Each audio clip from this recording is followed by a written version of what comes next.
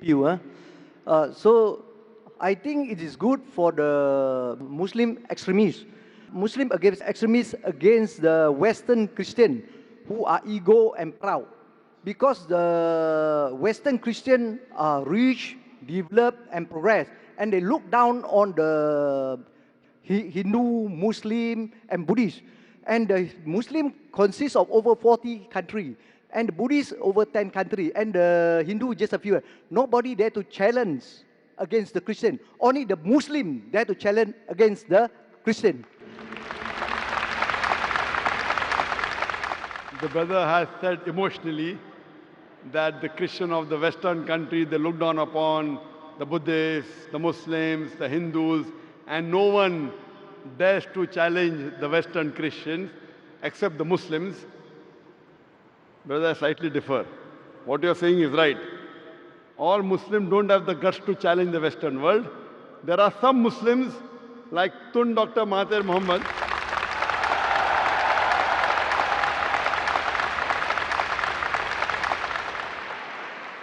all the Muslims don't have the guts.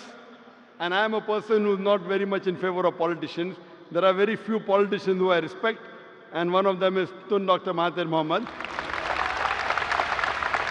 And I remember when I met him the first time several years back in Abu Dhabi, we were discussing, and he said that if the Muslims, if the Arabs stop dealing in dollars, America will come on its knees immediately.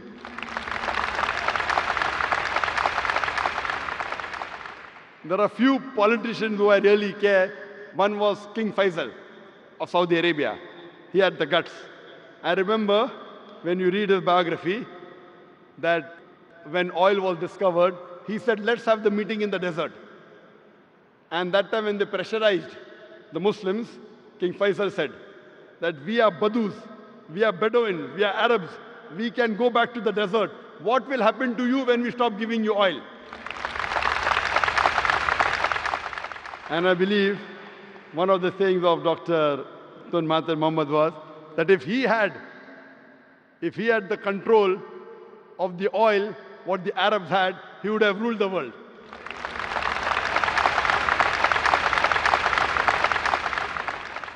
That's why I said in my lecture of terrorism, Muslim monopoly, that most of the terrorist acts, directly or indirectly, are related to politicians.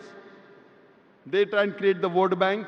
They create all this problem. In Islam, we do not believe that we should look down upon one another based on caste, color, or creed.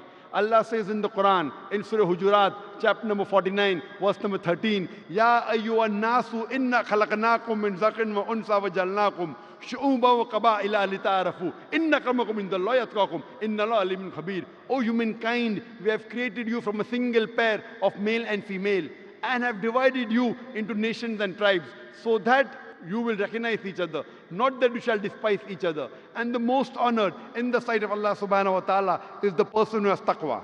The criteria for judgment in the sight of Allah subhanahu wa ta'ala, the only way one human being can be superior to the other human being is not by wealth, it's not by color, it's not by creed, it's not by sex, but it is taqwa, it is God consciousness, it is piety, it is righteousness. In Islam, we do not believe one human being is superior because of wealth or color or caste or creed. It is taqwa.